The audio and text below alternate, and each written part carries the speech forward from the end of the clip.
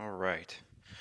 Let's get this out of the way first. The thoughts, views, and opinions expressed on Tailboard Talks Firefighter Podcast are solely those of the speakers, guests, and host, and do not in any way represent the thoughts or views or opinions of any other employer, partnership, or sponsor.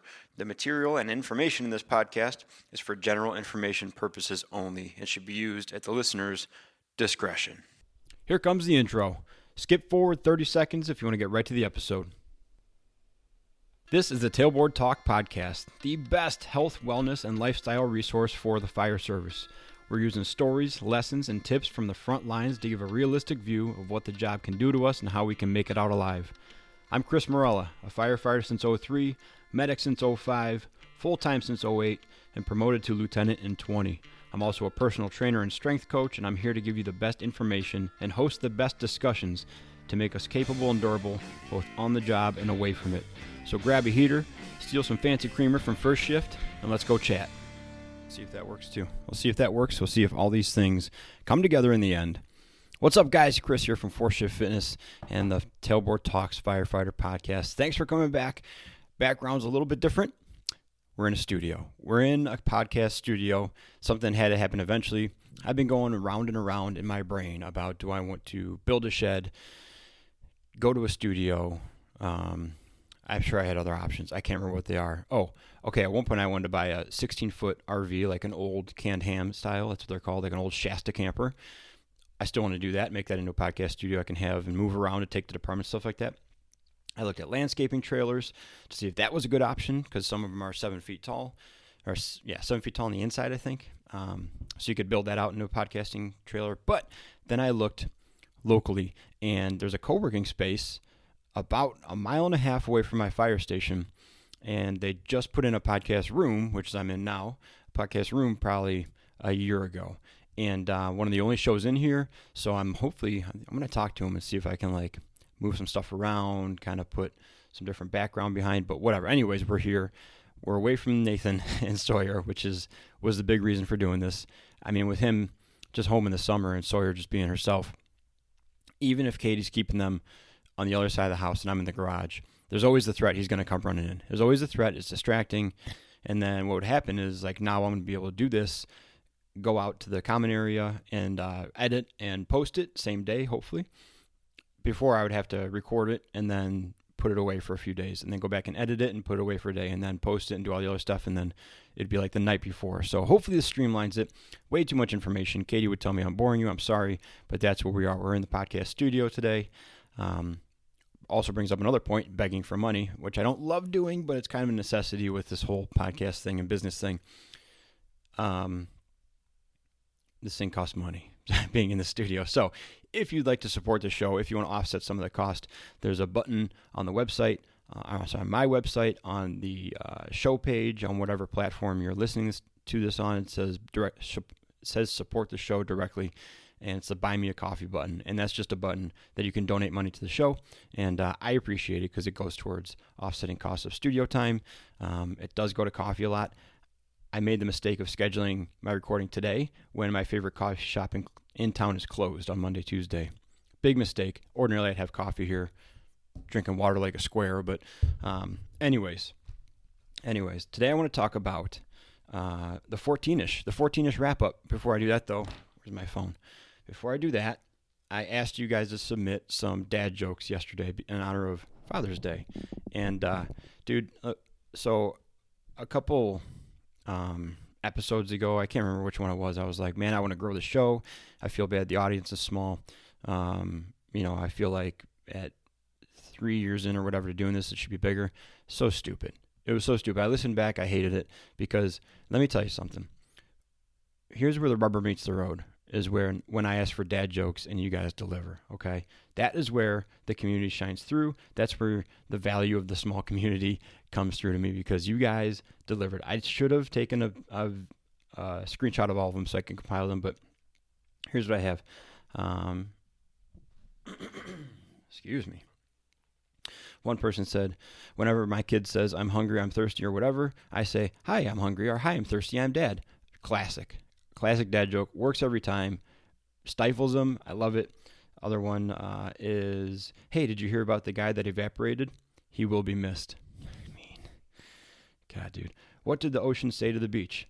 Nothing, just waved. I love these things, man. I love them. And then somebody said, anything dock talk. Dock talk. Dock talk. I had to look at it. So I said, hey, send me what that is. I don't understand. You probably know what it is. It's the two guys sitting on the dock in what looks like Alaska, and they're telling dad jokes back and forth to each other.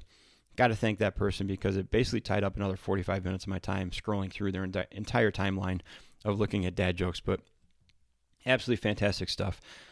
Thank you for submitting them. Submit more if you got them. Nothing better than a dad joke. All right. Today is the official last day, day 14, of the 14-ish, not too difficult, that Katie and I were doing. This was a completely different look than the last time. Last time we did it, I wrote it down, was between a Florida camping trip and a Door County camping trip in May and June. So we spent 10 days the trip was 11 days total. It took 2 days to get down, stayed there for whatever, 2 or 3 days to get back. And when you go camping, it's not like it's me and Katie and the kids. We're not getting hammered every night. It's not like a frat party every day, but it's much more acceptable for some reason. It's like when you go to any vacation or a resort, it's okay to start drinking at 9 o'clock in the morning. We have to limit ourselves because of the kids, but we drink way more on the camping trips and when we're traveling than we do just when we're hanging out at home. So, long trip in Florida, lots of opportunity to drink and go out to dinner and stuff like that. And then we had a 2-week off time or down period before our trip to Door County, which all we had heard about was like a wine tasting, breweries, all this stuff, right? So at that time, we were like, we should take 2 weeks and do this 14th thing where we just get back to what we typically try to do. Eat smart, not be a dum-dum, not drink as much as we can every day. And it was nice. It was really nice. We kind of dried out for 2 weeks, worked out every day, limited our snacking. Everything went well. We felt better. We were getting ready for like swimsuit season, on the beach and all that. Worked really well. This time was a really different one. It was really weird because we did it later in the summer. Okay, so it's later. Weather's nicer. We haven't taken as many trips this year, not as many camping trips. So it's not like we've been binging, for lack of a better word, binging on camping trips and then coming down and binging and coming down. Last year I took a vacation day next to every Kelly day, and we went away every single month for 2, 3, 4 days, more than 2, 3, 4, 5 days on the camping trip and come home for a few. Many less trips this year. So it's not like we're hitting these highs of drinking where we feel like we need to take a break from it. So it made us really address our daily routine and how far off our daily routine might be from what we want it to be, because we didn't have the emphasis or like the huge motivation going into this one, but we knew like, okay, it's time to like get our heads wrapped around what our routine is. So it might have been the weather, it might have been the environment. I think it was timing, not being between the two trips necessarily. But here's the thing. So my three objectives for the 14-ish were don't eat after 8 o'clock, which was not a big deal. I tell you what that did do. It made me eat a lot before 8 o'clock because I was like, if I can't eat after 8 o'clock, I want to make sure I'm not hungry after 8 o'clock. So I ate a lot more during the day. But I also ate a lot more of like the stuff I should have eaten, like more dinner, the dinner that we prepared and is good for us. Eat more dinner instead of not eating as much dinner because you want ice cream later. So that helped out. The other thing was exercise every day. I missed a few days, and then some of the days on shift were lackluster. What that did, though, is that got us back to the basics. When I was at work or at home, if it was a day that Katie didn't want to work out or it was late in the day and we didn't get it done yet, we fell back on giant volume. So like sets of 100, or like not sets of 100, 100 squats, 100 push-ups, 100 lunges, stuff like that. Simplified the workouts a lot because we know we got to do something. We may not have a ton of time, so let's simplify it as much as possible. Did build a little bit of consistency because there was that looming thing every single day out there. So it did get us back on track, more or less, with being active and working out. But we really started like just the simplified workouts, like getting back to the fundamental movements and doing a lot of them. And we were both surprised how sore we were after doing 100 squats, 100 push-ups, 50 split squats on each leg, and 100 skydivers. It was tough. It took 15-ish minutes, and you got out of breath and you were tired, but you're never like locked up and defeated. And then afterwards you're like, what? My legs are killing me. Like the next day it was very shocking compared to how we usually work out. Such a deviation from it, but lots of volume. So anyways, the hardest part was the alcohol. No drinking for 14 days. We had 2 planned days in there we were going to drink. One was at a pool party on whatever last Friday, and then the other one was 2 days ago for my niece's 16th birthday. That was another date night. We were leaving the kids at home, going to my brother's house, and then going out afterwards. We had 2 planned days in there, but the hard part was the day-to-day. At the end of the day, don't have a drink. I'm not a big afternoon drinker. Alcohol to me is like a switch that flips. Like as soon as I have a beer, no matter what time of the day, that day is productivity's done.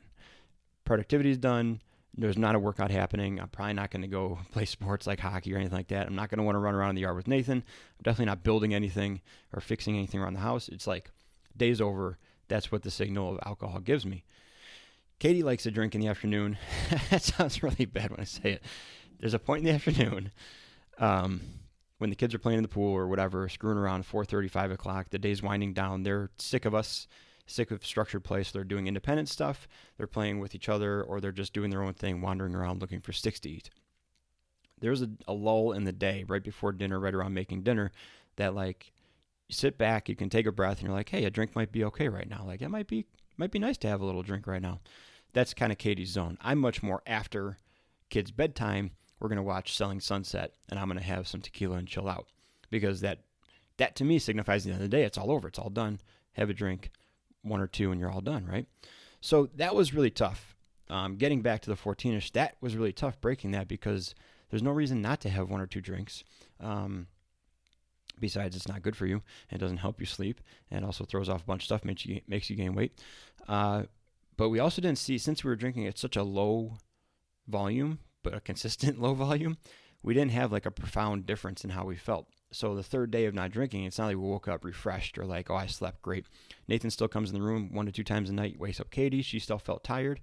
I never drink enough to like, I'm not drinking to pass out or like, I'm not drinking out of that motivation. So I never get drunk. So I never pass out and then wake up at 3 o'clock in the morning anymore. We'll get into that racked with guilt and shame. I'll talk about that soon. But so it wasn't like this profound thing. What we did notice was whether it was a combination of not eating and not drinking or whatever, probably 3 or 4 or 5 days in, we both saw a little bit more muscle definition. Like this area here started to like be more defined. So you didn't build muscle obviously in 3, 4, 5 days, but the muscles you had looked a little bit better. We both noticed we were like maybe a tiny bit less puffy overall. Like my face is very sensitive to salt and also whatever. And I'll wake up in the morning looking like a 1950s baseball mitt, dude. It is brutal. But over the course of 4 to 6 hours, it usually returns to its regular level of ugly and puffy and leather Muppet looking. But yeah, dude. What was I saying before all that? I don't know. It wasn't a profound difference. So it was even harder not to just have that drink at night. I'm kind of rambling on with this one. But let me see here. Other 14-ish. I don't know. I'm losing my train of thought. This is one of those ones where I also want to get to my relationship with alcohol. I think it's important for the fire service. So I'm going to kind of wrap up the 14-ish thing because I'm losing my thought. Don't want to find it. In any case, a handful of people are at the midway point now, day 6, 7, 8 of the 14-ish.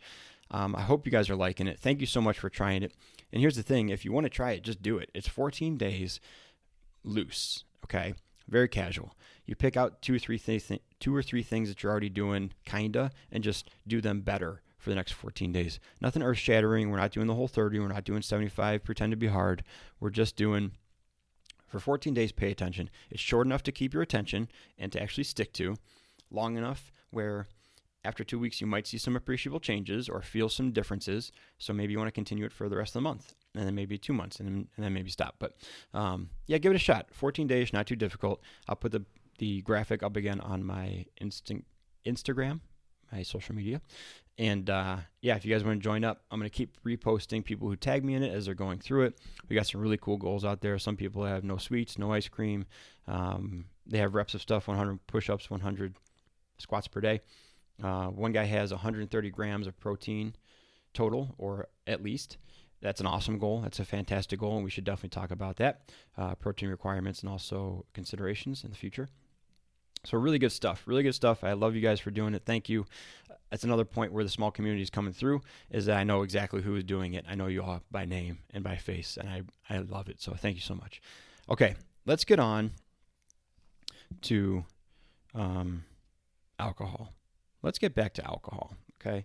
Because it's something that, as I said, as we were going through it, made me really question, like, as we were starting to watch Selling Sunset or episode 3 of the Vanderpump Reunion, I was like, yeah, I want to have a drink right now.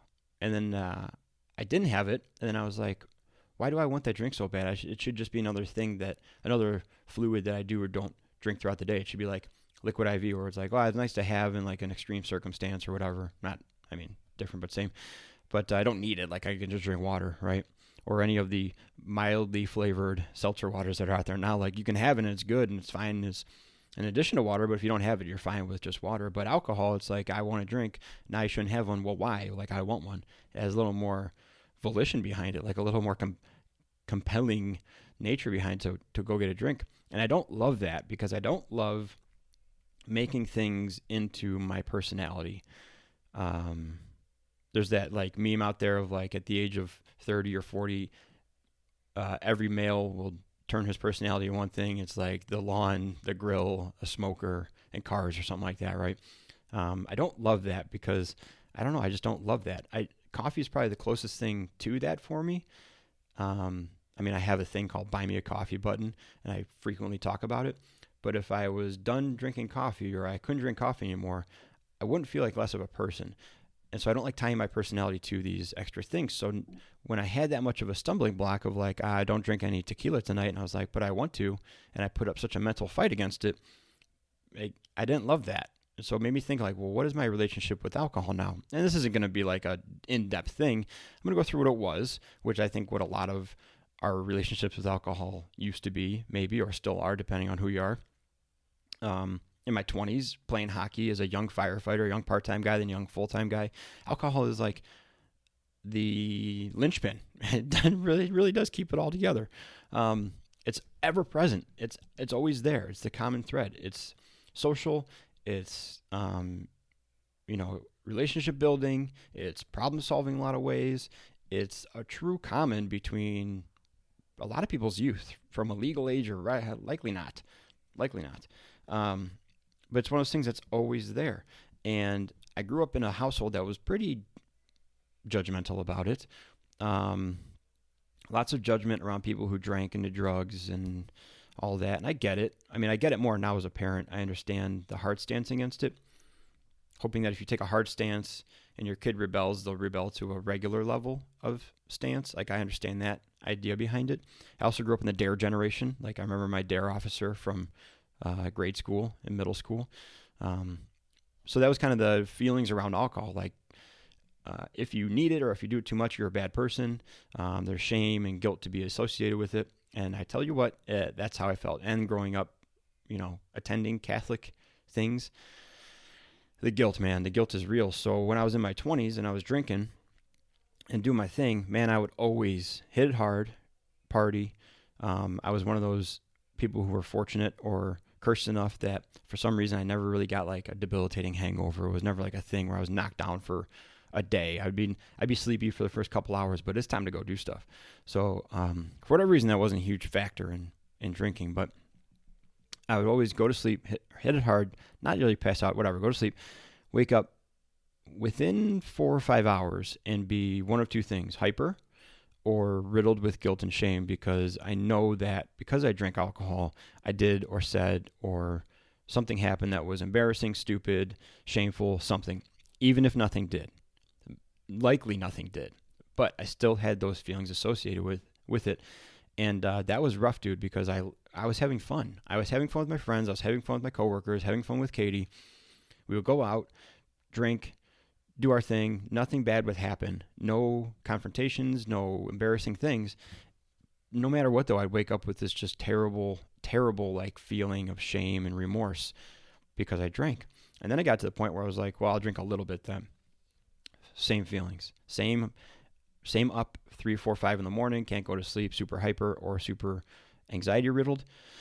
So I was like, well, if I drink 2 beers and that happens, or 10 beers and that happens, why not just drink 10 beers and have fun? You're going to feel guilty and like a terrible person anyways.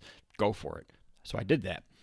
But then I got to the point, this is kind of the natural progression I think a lot of us fall into. I got to the point where I'm with Katie for a long time, still longer time. Just kidding. Love you. Was Katie for a long time at the time, and nothing really new was happening going out. Like going out with the same people, the same place, drinking the same thing. It just gets to a point where like, well, that did it. Like that was awesome. That ran its course. Nothing new is happening. It's not novel anymore. Not really that stimulating. I feel not physically terrible, but mentally destroyed every time I wake up in the morning. So let's just move on from this. So then now my relationship with alcohol is much more social, much more infrequent, because I still have those, if anything, those feelings of shame and remorse and guilt are worse now, because I'm even more afraid to do something stupid, because I got the kids, got the promotion. I'm expected to be more or less an adult. So you're not just a 20-something-year-old dude throwing it to the wind, right? So it's very infrequent, but it's more of a routine now. It's more of a routine, like I said before, of like end of the day. And here's the thing is I'm very conscious of when I'm drinking and when I let myself drink. If I have the feeling of like, man, I'm really stressed out right now, I could really use a drink, immediately the other part of my brain says, well, now you don't get one, because that's not why you should drink. That's something to be ashamed of and regretful of. So now you don't get a drink. Calm yourself down first, and then we can feel good, and the drink can continue to make you feel okay or assist you, or like, hey, good job slowing down and slowing your thoughts down and calming down.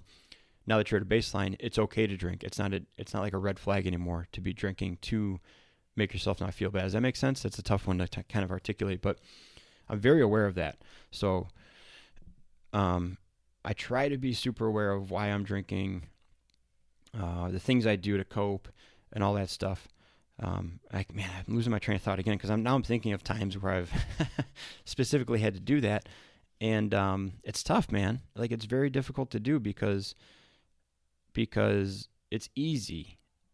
It's easy to get emotionally overwhelmed and then just reach for a drink.